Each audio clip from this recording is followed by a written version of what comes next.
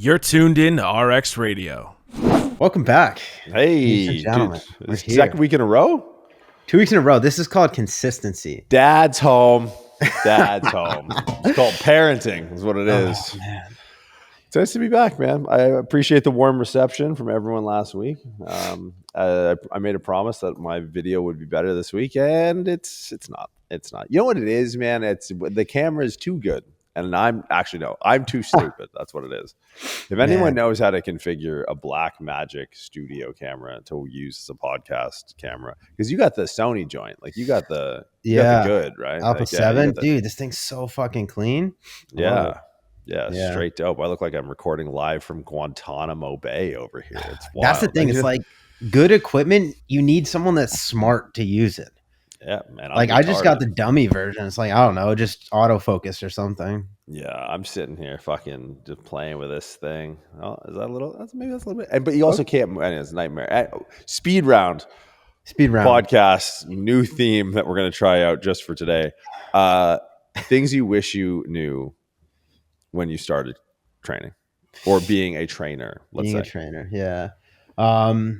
Man, all right, we'll dive right in. I think the number one thing that I wish I knew was that not everyone is going to have the same response to the same stimulus, right? And I think the thing that fucked not me up, but everyone that I trained at first was the idea that the workout that's good for me is the workout that's good for the next person and the next person and the next person. And not being able to accurately understand and literally like not empathize, sympathize, like just fucking understand like a dense human. Like I couldn't understand that not everyone is capable of doing the same things, right? Like I think that was my lack of understanding when I first started training people is that, oh, like you can't get into that position. Well, just fucking try harder. And it's not that easy. Like you can't lift that weight, just fucking try harder.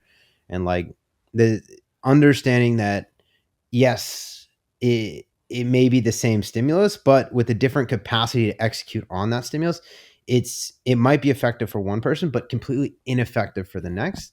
And being able to readily identify and be able to match the appropriate stimulus to the appropriate skill set, that's the number one thing that right now, like my current experience, maybe I've been training about 16 or so years.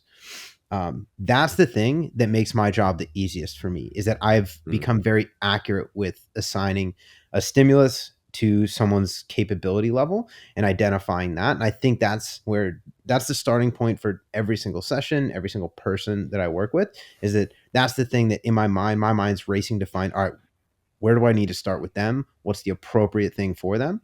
And once you can align those two things, I think it becomes a lot easier to train people in general, because then it not only it gives you something that's going to be effective, but it sets the trajectory for progression as well. Because the issue with giving too much stimulus too soon is that you don't have anywhere to progress to because you've already taken them to the endpoint. You've taken them past the endpoint. So if you can assign a stimulus accurately to what that specific person needs at that specific time, then it becomes really easy and simple to go to the next step when it's time to go to the next step. That's an interesting first, like, I wonder, I was curious of what you were going to say when we were talking about this episode, and I didn't think you were going to go technical with it. Like, I didn't think that you were going to go, because for me, like, when I think about what I wish I learned or what I wish I knew then, which is really more, I mean, another way to word that is what I know now that's helpful, right? That's the other side of the same coin. And I think what I know now that I think is biggest or most changed since when I started is, and it's kind of two things. It's like, one is patience. And as a corollary to that, the ability to sit in discomfort, right? The ability to sit and watch your client struggle and to not flinch, to go, okay. And to just sit there and just, because I think, and I don't think I was, fidgety or panicky or anything like that when I started, but it weighed on me a lot more.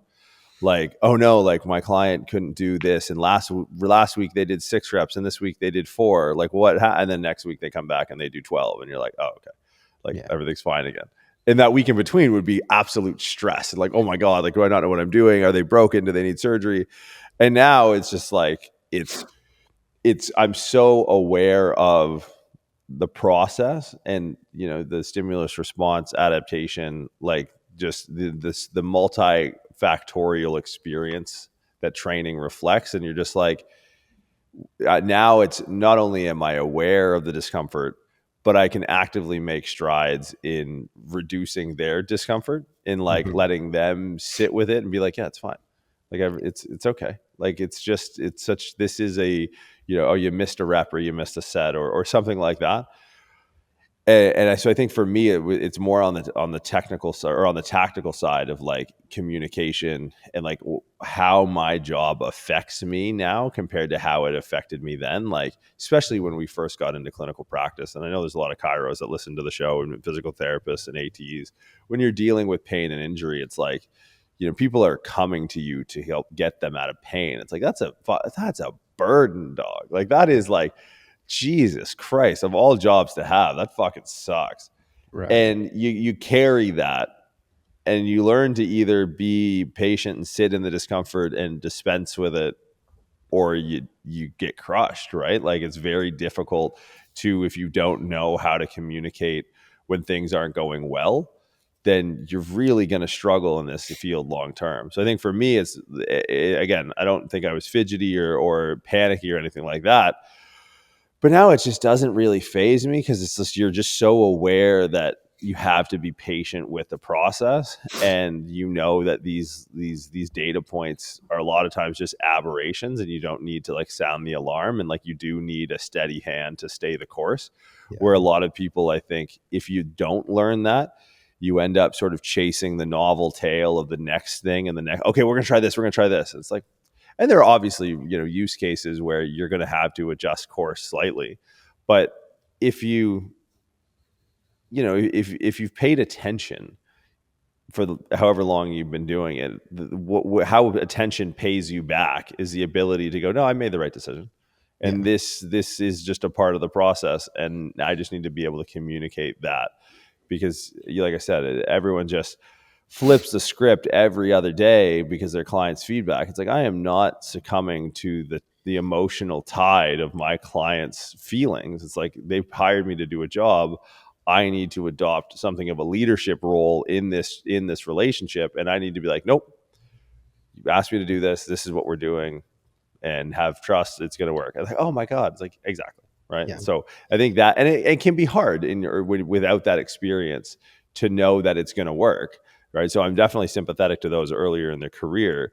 But if you put in the legwork and you've put in the upfront, and you've read the books and you've taken the courses and you've done all you can to prepare yourself on, the academic side of things, then as you experience the application of that academics and you start to gain your own body of work, be mindful of training that muscle of just being able to sit in the discomfort of your client looking at you like, why my knee hurt on the third rep? Why? It's like, let me know if it hurts in 2 weeks, and then we'll worry about it. Right.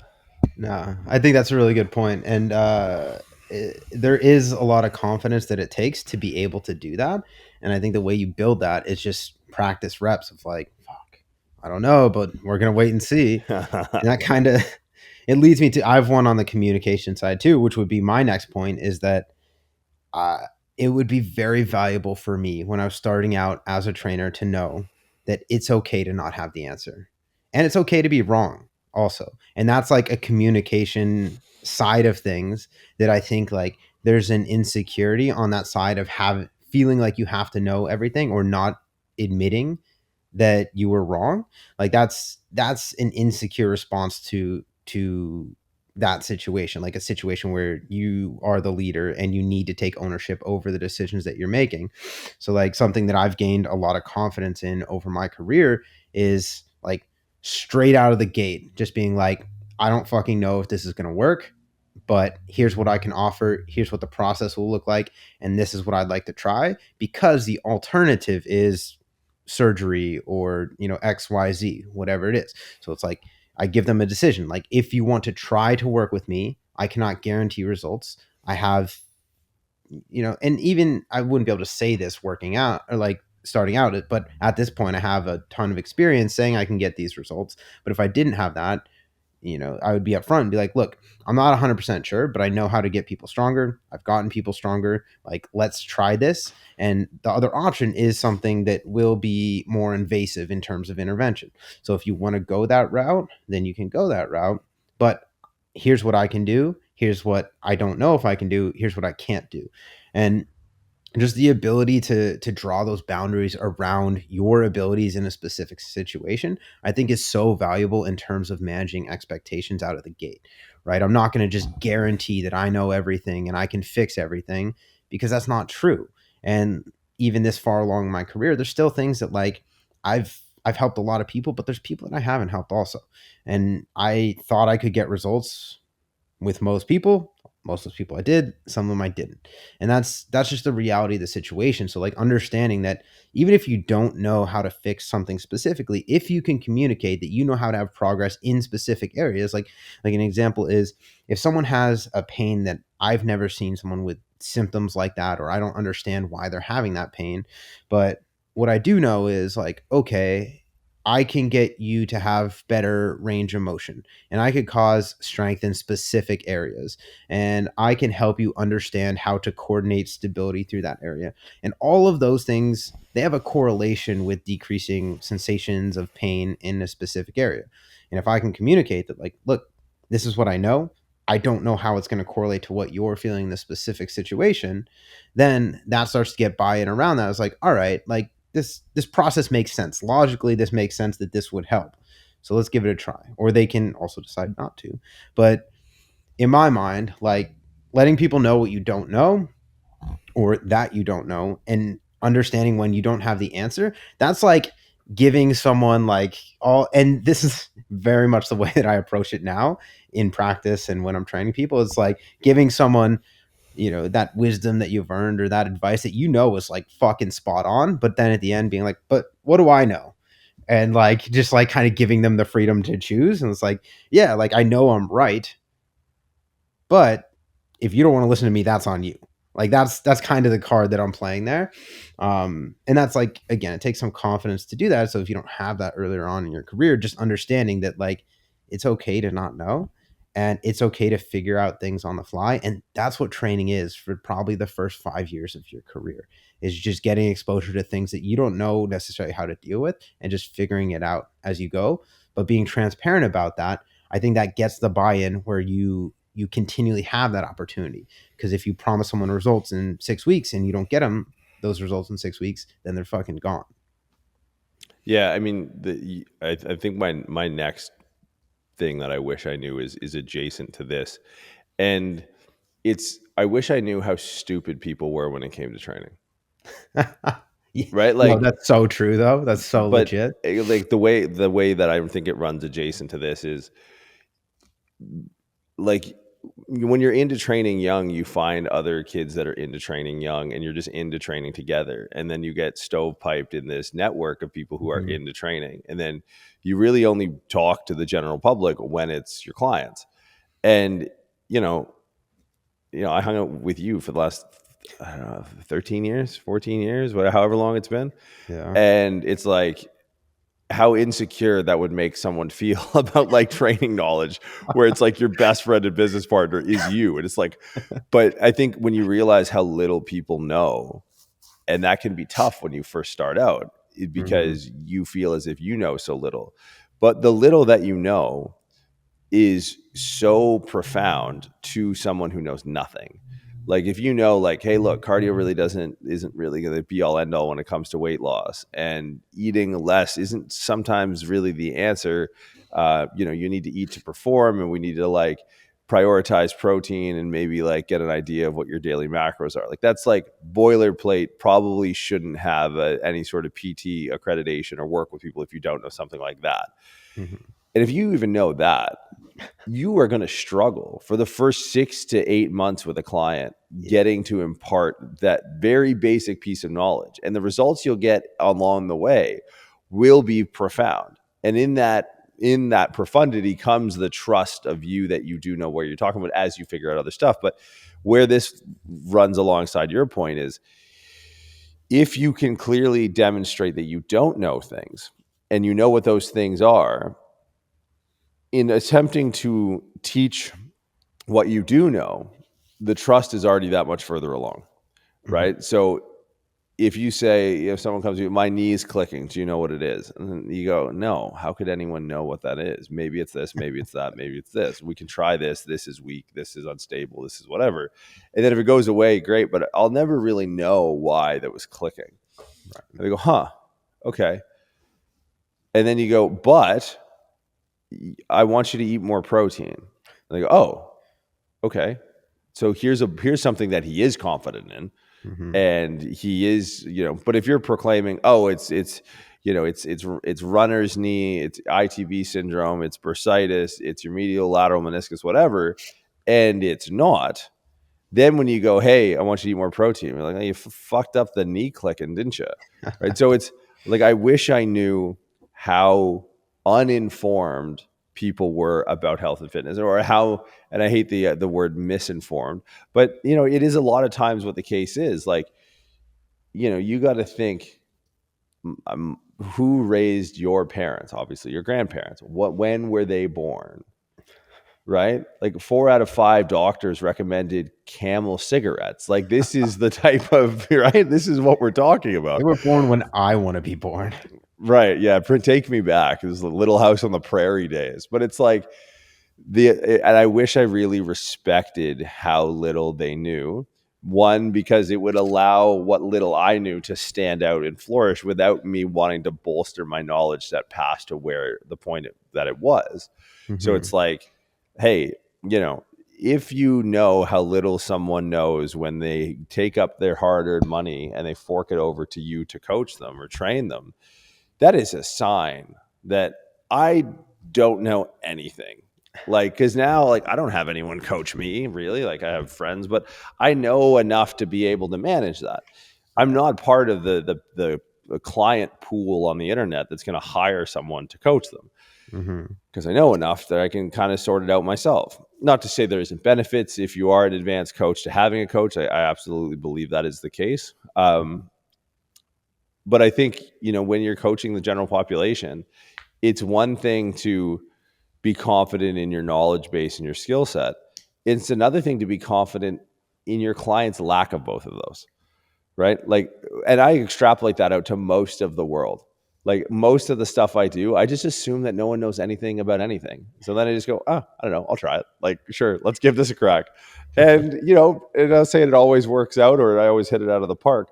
But that mindset of, like, I think people look at propping themselves up earlier in their career by, acquiring a ton of knowledge and all that. But I find those people get insecure because they know how much there is to know and they want to know all of it. But where one of the most important things to know is how little your client knows, and how you can help them with the most basic of things only if you admit where it is you don't know something. Because when you work within the realm of things that we know to be true that are so far out of their scope of understanding, and which could be so profound if enacted even just a little bit, that'll land with them because they know you have the humility to say what you don't know, which builds that much more validity behind the things that you know. And the things that you know are so far beyond what they're capable of understanding that if you can impart that, they're going to make unbelievable changes very, very fast. That's so true. And I wish people could know how ignorant they were, myself included. Because it's right. So I know that would be a fucking superpower. Yeah. Because, like, I feel like I have a pretty real grasp on the things that I'm good at relative to other people that do things, and the things that I'm not good at. And I feel like that's rooted in reality, but I'm sure it's rooted in ignorance. 100%. I just wish I knew what it was. But I can tell you definitively, if you've been training for 2 years, you are more ignorant than you are knowledgeable. Like, 100%. I've met so many trainers that are so confident with so little knowledge. And I've also met so many trainers that are not confident with so much knowledge. And, like, the one that's not confident with more knowledge is probably better at at the technical skills, at least, than the one that is super confident with no knowledge. And I guess part of this is just like humility and understanding that you are ignorant no matter where you are, who you are, how long you've been doing what you're doing. It's just understanding the proportion of ignorance. And that's, that would be a fucking superpower. That was a side note, because that's not going to get us anywhere in terms of knowing where you're at in training. But I think I like the progression of this. And then it was kind of like the technical skill for me. Then we went to the communication side of things. I think the third one for me is going to be a business skill. And it's understanding that you're not asking people of your knowledge and skill set to pay the price that you're charging, right? It was hard for me to find value in the service that I was offering when I first started training people, because just like you, I was surrounded with people that enjoyed training, enjoyed learning about training, really understood like as much as they could, or consumed at least as much as they could around training so that they could further their knowledge. And those are not the people that hire a trainer, right? I was not the embodiment of someone who would hire a trainer, right? The person that's going to hire a trainer, and I know this now after being in the industry for almost 2 decades, is someone that's probably busy, probably has disposable income, probably doesn't care much about training, or knows that they should do it but doesn't know where to start. And they're outsourcing all of the fucks that they have to give about this to you. So it's someone that is willing to pay you to solve a problem that they have. So when you're thinking about how much you're going to charge for the service that you're offering that person, you need to take that into consideration, right? And I'm not saying like charge absurd rates out of the gate. I think your price should increase with your experience, your lack of ignorance, and your gain of knowledge over time. But you also need to make a living. And I think that's something that a lot of trainers stretch themselves so thin out of the gate because they can't find the value in what they're doing. And that just means that they're not marketing to the right people, or they're not charging the right price to the people that will pay it. And that's something that it's taken me a long time to really, and I still go back and forth with it, because I was talking about rates just in the area with a local chiropractor that wanted to come by and like just chat the other day. And like my rates for what I do and how good I am at it are not absurd. There are people that are way worse at the things that I do, the same exact things, that charge more money for them. And that doesn't right, yeah. But you're way better than I am. No, that's not true. There's one person I would refer anyone to that is a chiropractor on this planet. Just one single person. It's you. You're the only person I've ever referred anyone to. Yeah, same, dude. In terms of chiropractors, same. I'm not recommending a single motherfucker. Jesus. But what I was getting at is that, like, if you want to have a sustainable business, you have to not only charge a price that will allow you to sustain your lifestyle, but also will allow clients to sustain that in their budget, right? If I charge $400 an hour for a training session, that's an absurd price. Not many people charge that. I'm sure some do, and they don't deserve it, because it's fucking training. You're telling people to work out. You're at any level, no matter, actually, this happens sooner the better you are at it, is you're just hanging out with someone and changing weights for them. That's all you're fucking doing. And like, not to diminish the profession, it takes a lot of knowledge and experience to get to that level where it feels like that. But when you do, that's what you're doing. And that's a good trainer. You'll get to that point really quickly. So if you want people to keep coming in and to have sustainable results with you, either you need to find clientele that will pay more, or you need to have pricing that supports that being a sustainable part of someone's budget and justifies that too with the service that you're offering. So that's like kind of the caveat on both ends, is that like, fucking stop charging too little, but there's an upper ceiling to what you can charge if you want this to be a sustainable thing. Okay. So I think maybe in the interest of the brevity of the episode, so far we have like a technical skill, a communication skill, a business skill. Mm-hmm. I think my last one would be, and this is both personal and professional, so it's like understanding the concept of a worldview. Like understanding Like that like people yourself have a worldview, whether you know it or not, and that other people have a worldview. and those worldviews are going to differ. And the quicker you can identify or attempt to identify that, one, a worldview exists, and two, what might this person's worldview consist of, you're just going to be able to make better decisions faster, because you're going to be able to understand how you make decisions, right? And how someone else makes decisions, right? Like, I would run into a lot of barriers and hurdles early in my career that as I've gotten older and I've started to pay attention to these things, the more I pay attention to, like, how it is this person approaches their world outside of the 3 or 4 hours I spend with them a week, is going to allow me to better assimilate my product and service into that worldview. Yeah. But if you don't understand that, and like because it's an elective service, right? Like, it's a luxury item at the end of the day. Now, I think we all could agree, if you're listening to this, that it could be deemed as essential, and you do a lot of good. But at the end of the day, it's like you need a certain amount of disposable income to buy enough food to get fat, and then also pay someone to get you in shape. Like, you're living well, dog. If you're if you're able to have a trainer, you're first able to be out of shape enough to need one, right? Like, there's layers of privilege here that's Right. like, you just can't go understated. So it's like, we love training. We get into it at a young age. You never have to pay us to train, let alone pay someone for you to train. That barely even computes in my brain. Right. So see, when you understand someone's worldview, and you understand how training fits in that worldview, and you understand yours and how you need to mold yours to fit theirs, it's just such a seamless process, right? Because I think what it does is it puts on balance the technical and the tactical and the business side, and it allows you to just, like, approach a person and provide them with a result. Like, that's really, at the end of the day, if you don't understand, like, if you have a client who's just type A executive, that then the rest of his world is like, people are just going to, like, do what this guy says or do what this girl says, and that they're the one who calls the shots. You got to understand that you're approaching someone for the under 165 hours in a 168-hour week is not getting told what to do. So you may tread with a bit of caution. You may lean towards collaboration. You may understand that, hey, look, this guy's worldview is different than mine, right? This guy's worldview is that he calls the shots all the time. And it's like, I need more give and take. I need to have more flexibility in this process long term.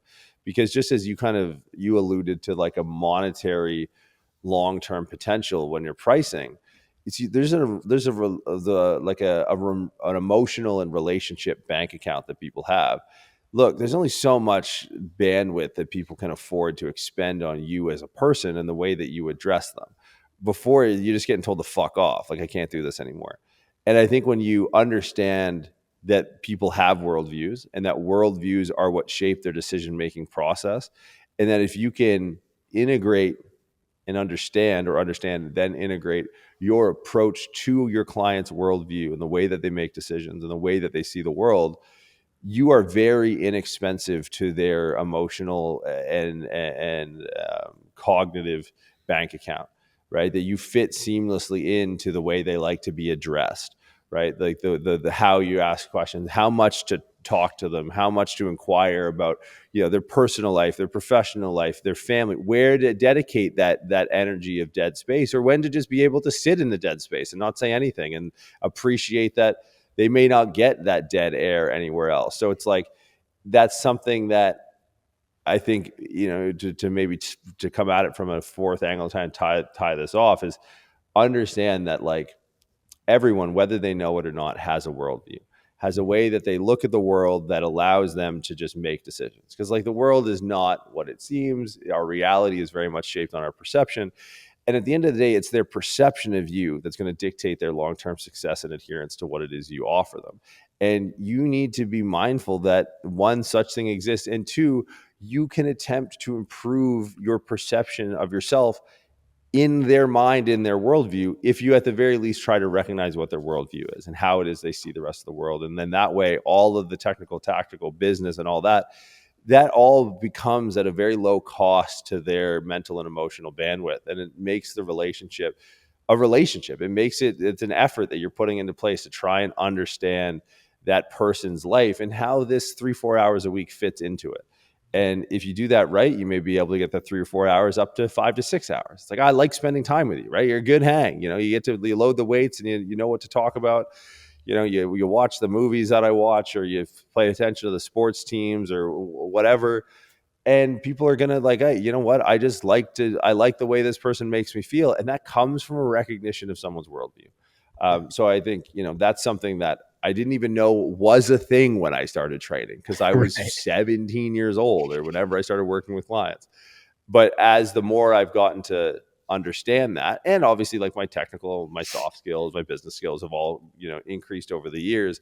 That for me is like, the quicker you can tap into that frontier and tap into like, what is this? What do they do for work? What's their family situation, right? Where does he go after this? Where is he coming from? All right. What time does he go to bed? When does he wake up? How do people talk to him? Is he taking the bus? Is he getting a driver? Is he flying private? Is he flying?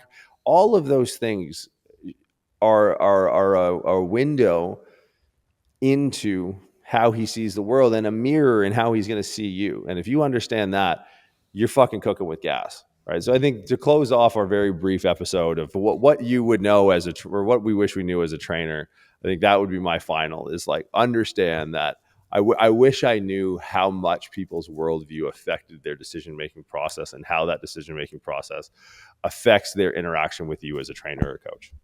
Love it. Yeah. And the crazy thing is, like, it's such a relationship. I have certain clients that I spend more time with on a weekly basis than I've spent talking to some of my best friends in a month. Right. So it's like, they're spending a lot of concentrated time with you. So treat it like the relationship that it is. Like, there needs to be some interpersonal, or it's going to be agonizing for both of you. So yeah, we'll wrap it. Rapid fire episode. Got it done. I think we're going to do, well, I like this format. If you have other formats, go to the YouTube channel and just leave a comment on what you might want us to see us do in this format. Again, we'll try and get back to the longer form stuff next week, but appreciate you guys hanging out. Anything to wrap? No. Thanks for being here, guys.